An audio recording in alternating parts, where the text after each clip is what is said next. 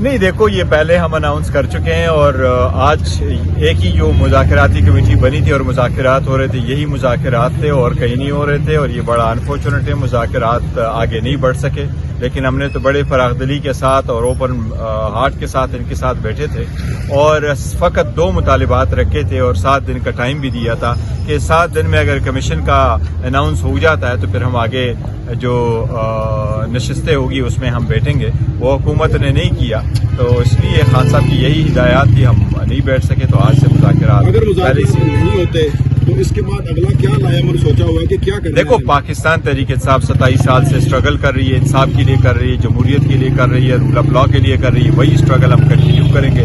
باقی political parties کے ساتھ ملیں گے یہ 26ویں ترمیم کے خلاف, آزاد عدلیہ کے لیے اور پارلیمان کے لیے.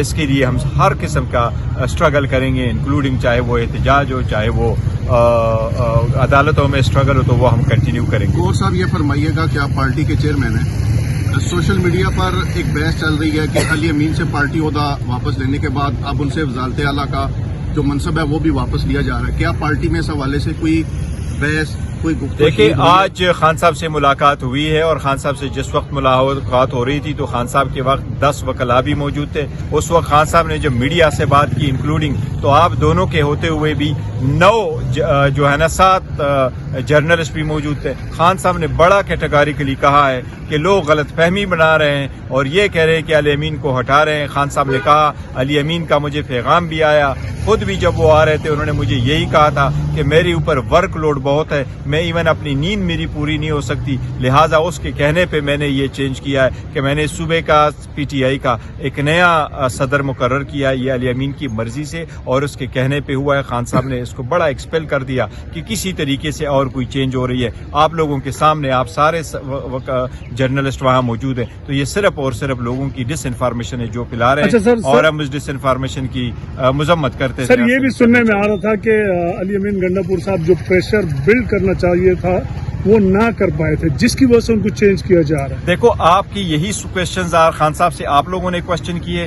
خان صاحب نے آپ کو 2 ٹوک الفاظ میں یہی کہا کہ میں نے اگر علی امین کو چینج کیا ہے تو علی امین گنڈا پور صاحب کا مجھے یہی پیغام آیا تھا کہ میری تو ایون نیند پوری نہیں ہو رہی, اتنا میرے اوپر ورک لوڈ ہے, بہتر ہے کہ جو پارٹی کے امور ہے یہ کوئی اور سنبھالے اور میں گورننس پہ توجہ دے دوں اور یہ کام کروں. یہ خان صاحب نے آپ سب لوگوں کو کہا. اچھا کرپشن کے حوالے سے کے پی کے میں کیا کرپشن کیسے دیکھو پاکستان تحریک انصاف کرپشن پہ 0 ٹالرنس ہے, کوئی کرپشن نہیں ہو رہی اور کرپشن کے خلاف پہلے سے پاکستان تحریک انصاف نے اپنے پارٹی کے ایک انٹرنل کمیٹی بھی بنائی ہے اور ہر قسم کا نظر رکھا ہوا ہے. انشاءاللہ تعالیٰ کسی قسم کی کرپشن برداشت نہیں ہوگی. خان صاحب نے آج یہ بھی کہا ہے. ایسے کچھ اطلاعات ہیں کہ آپ کی دوبارہ کہیں ایک اور بیٹھک کہیں کسی جگہ پہ ہوئی ہے, اس میں کتنی صداقت ہے ذرا یہ بھی بتائیں. دیکھیں اگر ہماری کہیں بھی بیٹھک ہو گئی ہے تو پھر ہم انشاءاللہ تعالیٰ سب کو بتائیں گے. ہم مذاکرات چپ کے نہیں کریں گے, کھل کے کریں گے اور ہماری یہی مذاکرات ہے جو ختم ہو چکے ہیں. تھینک یو جی, تھینک یو.